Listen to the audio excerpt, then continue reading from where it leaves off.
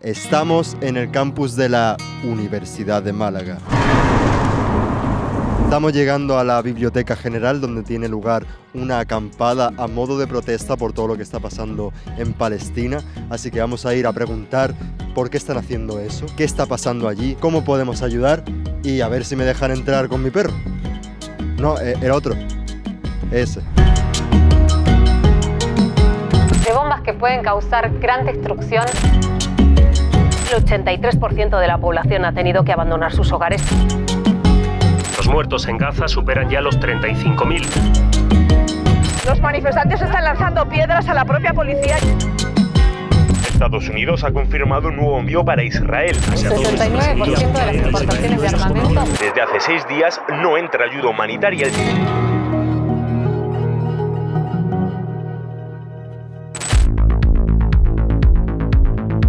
Siglo XIX. Durante el auge de los nacionalismos en Europa nace el concepto de sionismo, un pueblo, un estado. El sionismo es un movimiento político que defiende que los judíos son un pueblo y no una religión, y defiende el derecho a crear un estado en su territorio histórico. Eligieron lo que entonces era Palestina, que en ese momento era parte del Imperio Turco, porque allí se encontraba Jerusalén, y ya sabéis lo que significa este lugar históricamente. No hace falta que os lo explique. Bueno, os lo explico. Desde tiempos inmemoriales, diferentes culturas se han dado de guantazos por este territorio, dada la carga sagrada que le han aportado las tres principales religiones monoteístas, musulmana, judía y cristiana. Dicho esto, y volviendo al siglo XIX, los primeros sionistas encuentran el apoyo de terratenientes turcos, a los que le interesaban económicamente los judíos, para reclamar su tierra prometida en la Palestina de aquel entonces. El problema es que esa era una tierra ocupada, con familias que llevaban allí generaciones y que eran en su mayoría musulmanas suníes, aunque también había ya entonces pequeñas comunidades de judíos. Entre 1882 y 1903 empieza una migración masiva de judíos a Palestina. 35.000 judíos se desplazan desde Rusia, Polonia y Rumanía principalmente. Más adelante, una ola de antisemitismo empieza a expandirse por Europa, marcando una tendencia que seguirá avanzando en la primera mitad del siglo XX y que ya sabemos todos cómo termina. Esto hace que continúen las marchas de judíos europeos a Palestina. Con el paso de las décadas, 5 olas migratorias y el territorio palestino cambiando de manos turcas a manos inglesas, los judíos pasan de ser un 8% de la población a un 28%. Todo eso antes de la Segunda Guerra Mundial. Y dejadme deciros desde ya que ese cambio no fue pacífico. Para asentarse, los judíos tuvieron que allanar el terreno. Echaron de sus casas a familias enteras, realizaron ataques violentos y hasta matanzas como la de Hebrón. Para defenderse de los judíos, los palestinos crearon un grupo armado con nombre y escudo. Y para neutralizar a este grupo armado, los judíos crearon otro.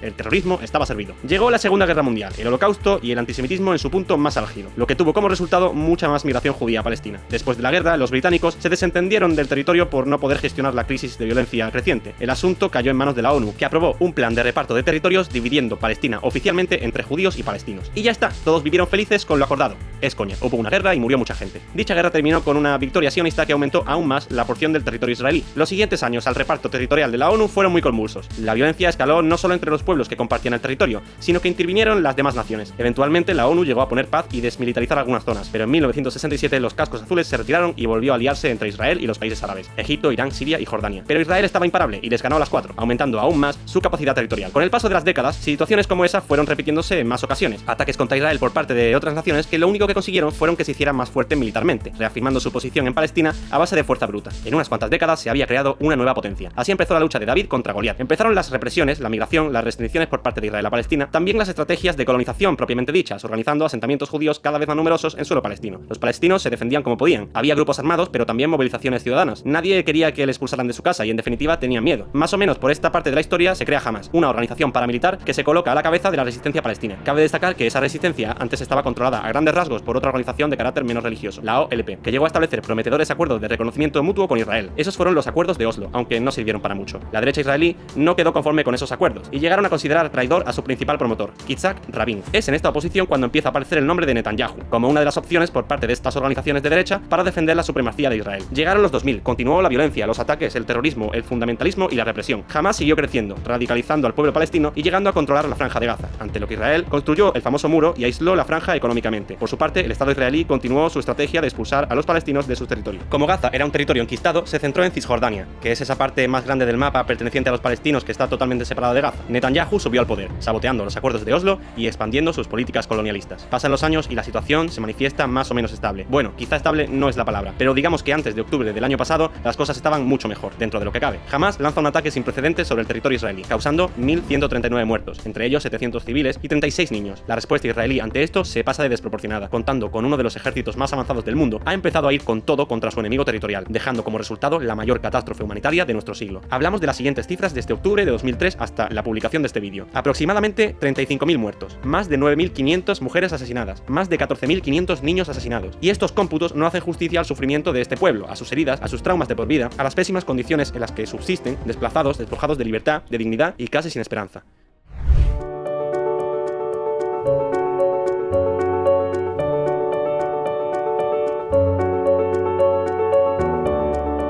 Ahora mismo están en mitad de la asamblea, ahí dentro, como habéis podido ver en las imágenes. Esto consiste en que se reúnen y debaten sobre cómo actuar. Es algo en lo que todo el mundo puede participar, tienen voz y voto. Y nada, vamos a esperar a que terminen de hacerla para hacer unas preguntillas.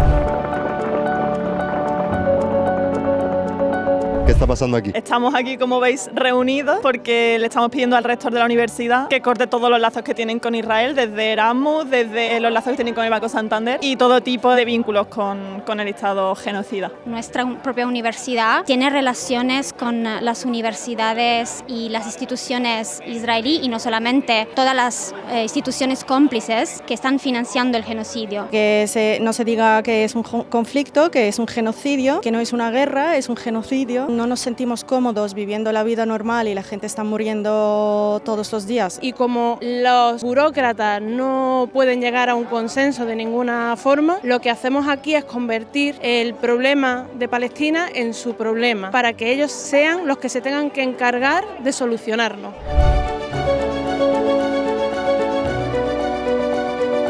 También estáis haciendo un montón de actividades interesantes, ¿no? Intentamos no solamente que este sea un espacio de lucha, sino también de información, de educación, de cultura. Y al principio, pues claro, todo era un poco más caótico, pero ahora ya estamos súper bien organizados, estamos organizando actividades todos los días, tanto charlas como talleres de literatura palestina, conciertos, de todo. Todo lo que hemos vivido en los últimos 7 meses ha sido un poco fuerte. Y entonces intentamos de alguna forma aliviar y también crear una comunidad. Para hablar de la música palestina, de la literatura, de la poesía, de la importancia de la resistencia. No tiene que ser solamente armada, porque todo lo que estamos haciendo como palestinos es resistir viviendo, que eso es lo que no quiere el Estado de Israel. Lo que queremos es acercar el problema para que la gente también pueda empatizar y pueda unirse y pueda ver que de verdad hay algo que pueden hacer, que es decir que ya está bien y que esto se para aquí. ¿Y la universidad ha puesto algún tipo de problema? A ver, la universidad está todo el día dando por culo, la verdad. Pero eso dentro de esto y fuera, vaya. Efectivamente. Pues no te dejan entrar en un espacio, no te dejan utilizar un microondas, te lo hacen todo más difícil. Y que estar aquí sea lo más cansado posible, juegan al final al desgaste. Y también, pues hemos pedido muchas veces que venga el rector, nos dan largas, dicen palabras porque da bien, no dicen nada, sacan comunicados que no tienen sentido. Y bueno, aparte, pues también la vigilancia da por culo también, la verdad, por no decir más cosas. Una profesora de la UMA nos ha hecho charla y un segurata estaba como molestando, hablando que eso no puede ser detrás de ella, faltando respeto un poco. Hay seguratas también muy amables, no todos son malos. La universidad oficialmente no está en contra de nuestro movimiento, pero realmente ha decidido no pronunciarse en contra del genocidio. Todo es muy complicado cuando entras en la institución y entonces no puedo romper este acuerdo porque esto implica, porque es total. No estamos de acuerdo con ellos y se suponen que ellos nos representan a nosotros. El principio de la desobediencia civil es la desobediencia. Entonces, si una ley es injusta, la desobediencia es una obligación moral.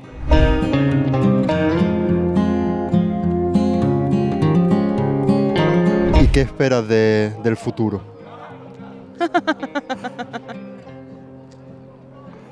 Me da miedo esa risa, ¿eh?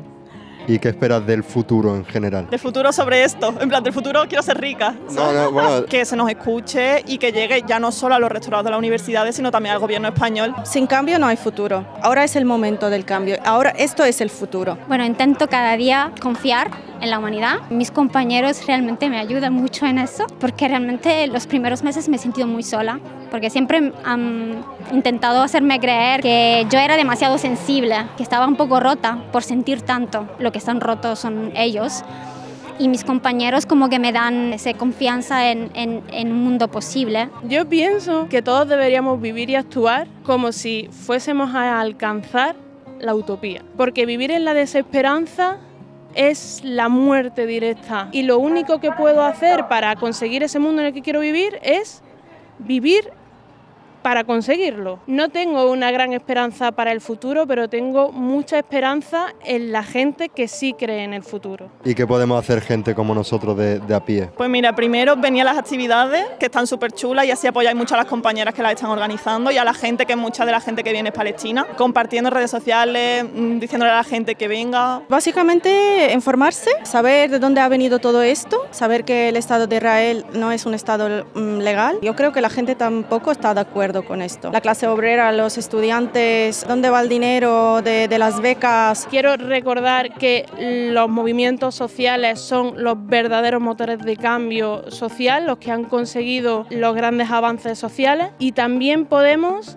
empatizar, ser amables con el de al lado, pensar siempre que el de al lado hace las cosas con las mejores intenciones. Tener una conciencia civil, social, intentar reconectarse con nuestra humanidad, porque yo pienso que lo normal sea que te destroce un genocidio, ¿no? Y si no lo sientes, trabaja en eso, porque estás perdiendo tu ánima, tu soul.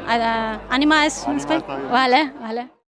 Por cierto, en este vídeo hemos optado por no meter ningún contenido sensible, pero si realmente te interesa o no eres consciente o no te crees lo que está pasando, te recomiendo que acudas a las siguientes cuentas de Instagram. Estos son reporteros que están viviendo la masacre en primera persona y documentándola todos los días y haciendo una labor para que esto llegue al mundo.